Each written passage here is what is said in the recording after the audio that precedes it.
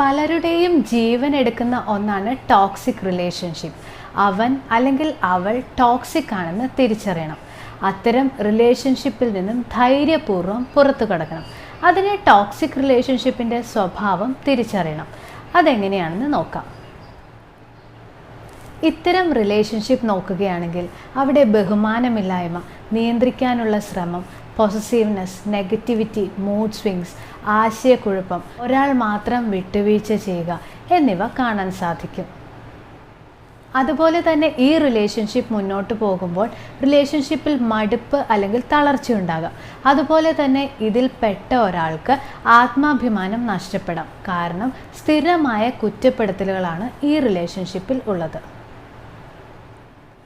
ഇനി ഇത്തരം റിലേഷൻഷിപ്സിലെ കമ്മ്യൂണിക്കേഷൻ നോക്കുകയാണെങ്കിൽ വഴക്കൊഴിവാക്കാൻ മിക്കപ്പോഴും നിശബ്ദതയാണ് ഉണ്ടായിരിക്കുക. അതുപോലെ തന്നെ മറ്റു ബന്ധങ്ങളൊന്നുമില്ലാത്തതുകൊണ്ട് ഒറ്റപ്പെടലും ഉണ്ടാകും. ശരിക്കു പറഞ്ഞാൽ മുള്ളിലൂടെ നടക്കുന്ന അവസ്ഥയാണ് ടോക്സിക് റിലേഷൻഷിപ്പിൽപ്പെട്ട ഒരു വ്യക്തിക്ക് ഉണ്ടാവുക.